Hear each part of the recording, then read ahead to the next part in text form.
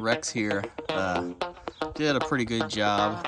I really am happy with this thing. Hello everybody and welcome back. This is Not a Pro Gardener here, and today we're going to be testing out our Eox's new attachment. If you've seen, and I'll pop up an image of the other video, you can kind of watch that video of the build and stuff like that so you can get an idea of what we're talking about before you watch this video. Okay, so I already tried this out in this plot up here, which what we're going to be putting a lot of warm season stuff in here soon, hopefully.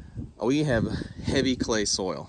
Now I spread some pelletized gypsum to help break up the compaction.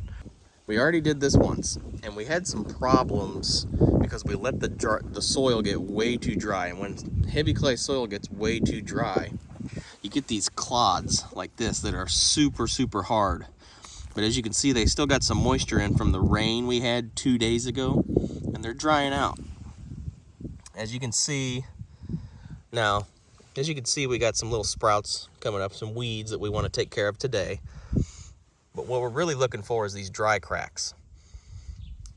So you can see there is moisture still in the soil here. Got some dark spots, some light tan spots. The light tan spots are pretty well dry. The high spots and the low spots still have moisture in them. When you see all these dry cracks right here, that's when you want to cultivate, in my experience, doing the system that we do with our heavy clay soil. Pelletized gypsum, let it get rained on a couple times, and then cultivate. When you see those dry cracks like that, that seems to make the soil fluff up really nicely if you need to add a soil amendment like that. So what we're going to do is we're going to, let me show you the mini field we got now since we put this high tunnel in here.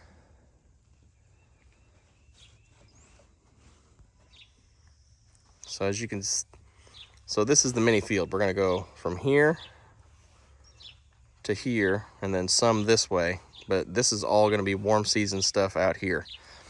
That's what we're working with now. Now this is the cultivator we built. We just kind of put this stuff together for our Eox, because if you watch in the video, you'll see the reason why we built this.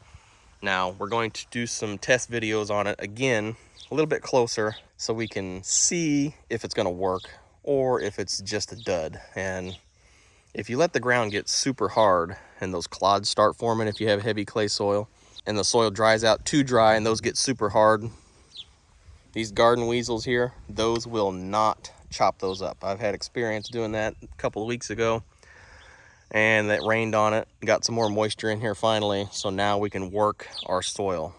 With something like this garden weasel, you definitely have to have a little moisture in the soil to be able to break it up somewhat decent. So let's get after it.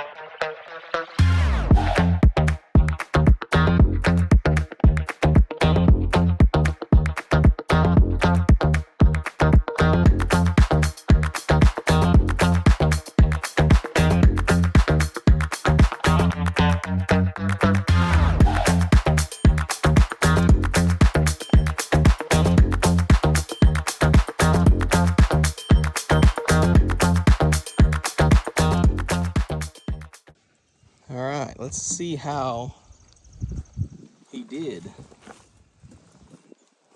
I mean,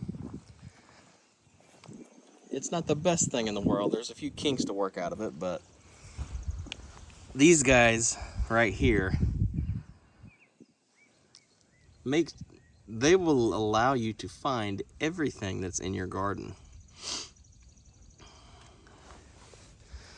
From rocks that are too big to sticks or heavy root balls from last year. I found a lot of heavy root balls that was still attached from last year that would kept getting caught up in between them, and it would stop one side. I'm sure you've seen that in a few clips that I popped up, that one side would stop, and most of the time it was because something got caught in between them or caught in between here.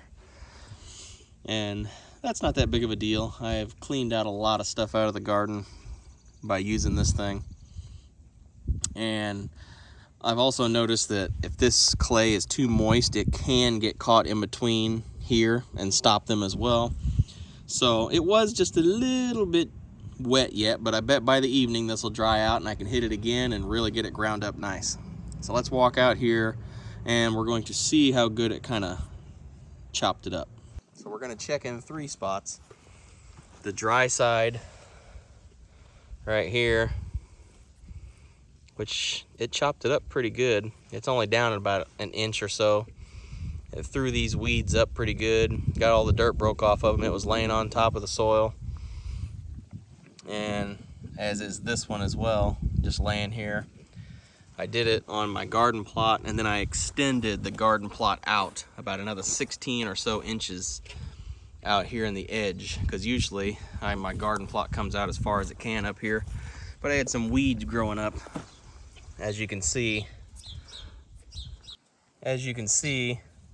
All these weeds that it threw up broke all the dirt practically off of all of them, and they're just kind of sitting on top here. So that seems to work pretty decent. They're chopped up pretty good in the dry side. Let's go to the middle where it's the most wet to see how we did. We're just gonna grab a handful here, and there's definitely a lot of moisture in this. I can feel it, but it fluffed up pretty good. Got a few chunks here or there, but they break pretty easy. But I would say that's probably good enough to direct seed some stuff if I leveled it out with like a bed rake or something. But all this trash from last year's still in here. It chopped a lot of it up, but a lot of the root balls got tangled as well. So let's check on this side. This side is heavily compacted. Anyway, it's pretty heavily compacted. I need to go over it a few more times. Still some good clods in there, but they're breaking up pretty easy. I think by the time this evening comes around, this will dry out, and once this dries out, I think I'm gonna hit it again with this garden weasel attachment.